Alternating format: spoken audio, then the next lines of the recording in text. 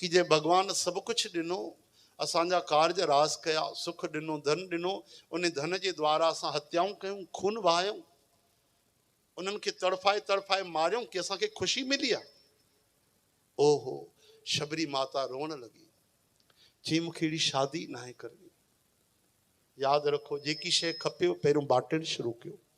रोज़ अची सतगुरनि वटि छा कंदा आहियूं? दया दया कयो, दया कयो, दया कयो। असां दया कई आहे?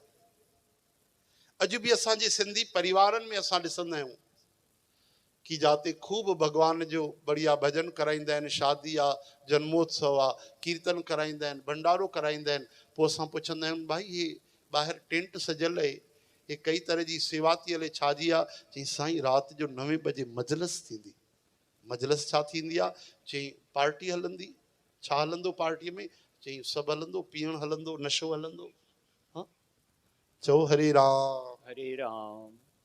काथे मांसाहार बि हलंदो, काथे केवल मांसाहार हलंदो त शराब न हलंदी, काथे शराब हलंदी त मांसाहार न हलंदो, काथे ॿई शयूं हलंदियूं। चओ हरे राम। हरे राम। कई चवंदा आहिनि असां नॉनवेज न खाईंदा आहियूं, असां त बसि शराब जी पार्टी ॾींदा आहियूं। वाह भाई वाह। कई चवंदा आहिनि भाई असां बसि असां हथ बि न लॻाईंदा आहियूं, बसि नॉनवेज हलंदो, असां शराब न हलाईंदासीं। कई वरी अहिड़ा सदोरा हूंदा आहिनि कि असां खाईंदा पीअंदा ॿई न आहियूं, पर महिमाननि जे लाइ असां खाइण पीअण ॿई रखियो आहे। समाज में इज़त ठहियल हुजे। हाँ, सेण अचनि था अखियुनि जा नेण त छा चवंदा? पार्टी बि न कई तूं, असांखे खारायूं। असां त राम राम राम, असां त वैष्णव आहियूं, असां त हथ बि न लॻायूं। हा, पर खाराईंदा पीआरींदा, उन में कसर बि न छॾींदा आहियूं। जेॾी महिल मुर्गे वांगुरु उल्टो लटकाईंदव न नरक में ॿधी करे, मां नथो चवां, गरुड़ पुराण पढ़ी ॾिसो, भागवत पढ़ी ॾिसो, जेके जीवन जी हिंसा कंदा आहिनि न, कटींदा आहिनि, उन्हनि जे लाइ स्पेशल नरक तयारु अथव, भागवत में लिखियलु अथव।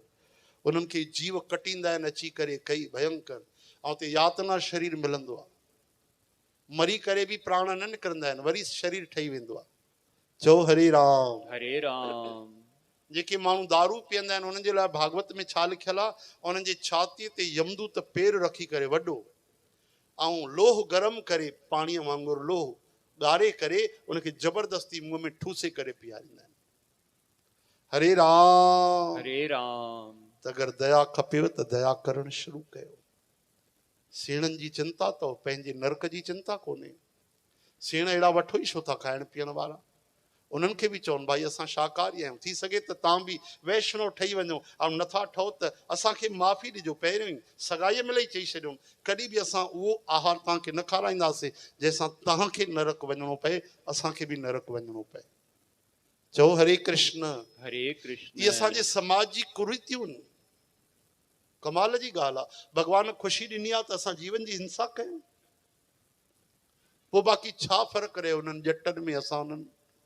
एतिरो ई फ़र्क़ु रहियो, गांइ था कटनि, असां मुर्गी ऐं बकरियूं था कटियूं। छा मुर्गी ऐं बकरीअ में प्राण न हूंदा आहिनि? कबीर साहब चवनि था बकरी पाती खात है, पाती यानी पत्ता, बकरी पाती खात है ताकि काड़ी खाल, और जो नर बकरी खात है तिनको कौन हवाल।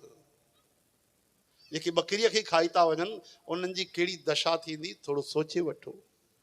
चओ हरे राम।